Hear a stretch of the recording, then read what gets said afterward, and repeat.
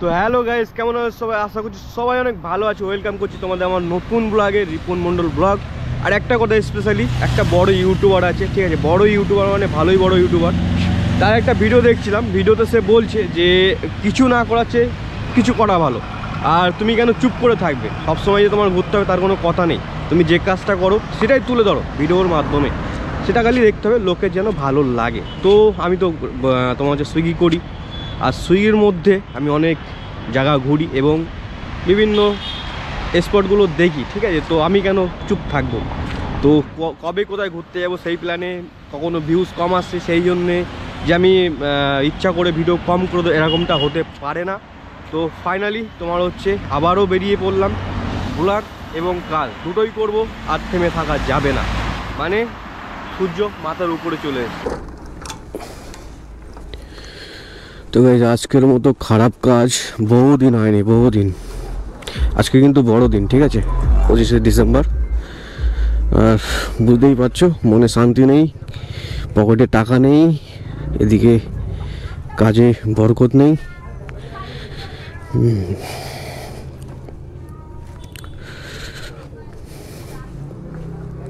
আচ্ছা,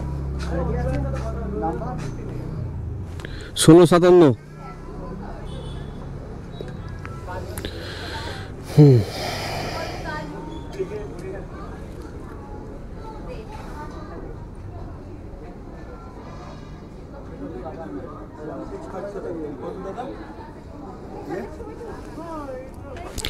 কত বললে? 1657। 1657।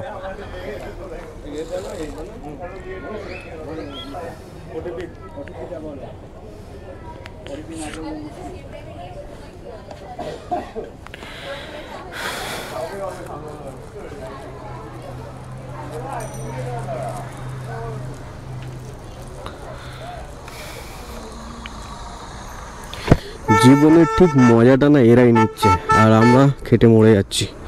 কাকা দাঁড়িয়েও ঠুকে দিলে উপরে চলে যাবো, এমনি তো কিছু নেই।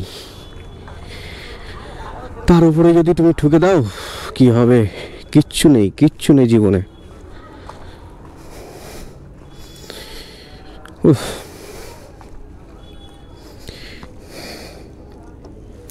চল চল চল চল চল চল।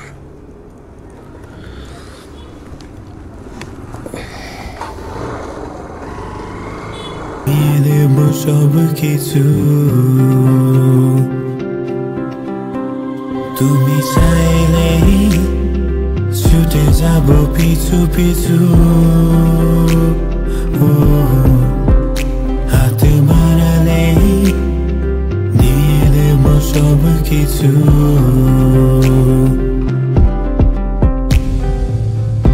আছো তুমি আমার কল্পনাতে, কবে পাবো তোমায় বুকের মাঝে?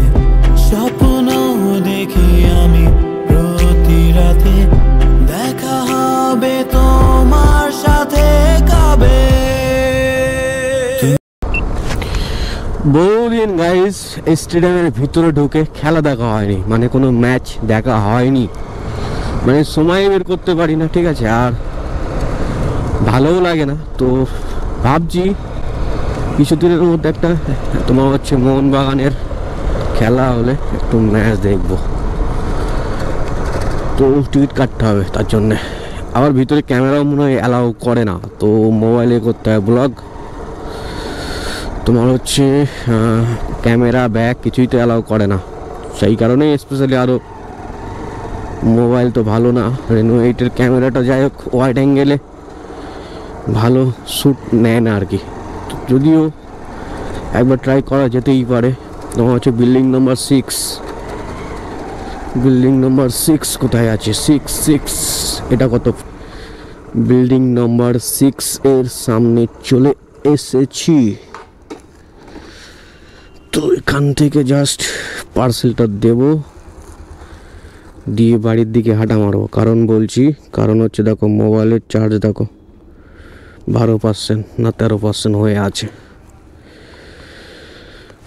চলো মালটা। তো বেশ ফাইনালি বাড়িতে চলে এসেছি। আর তোমার হচ্ছে আজকে সত্যি অর্ডার ছিল না ফুড ডেলিভারিতে, ঠিক আছে?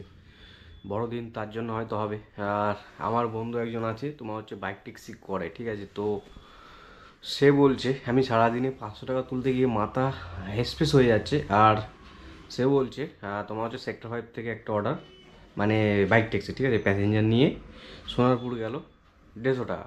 সোনারপুর থেকে তোমার হচ্ছে এয়ারপোর্ট বলছি, সরি, সায়েন্স সিটির আশেপাশে এলো 60 টাকা না 70 টাকা নিয়ে, মানে পাটুলির ওখান থেকে দিয়ে ওখান সায়েন্স সিটির থেকে একটা প্যাসেঞ্জার নিয়ে গেলো তোমার হচ্ছে এয়ারপোর্টে 150 টাকা।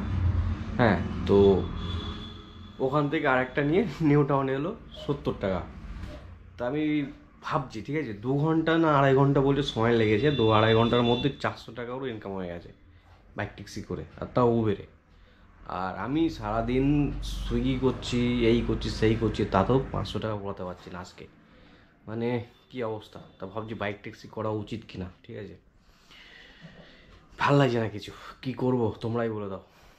টাটা, বাই বাই, দেখা হবে নেক্সট ব্লগে।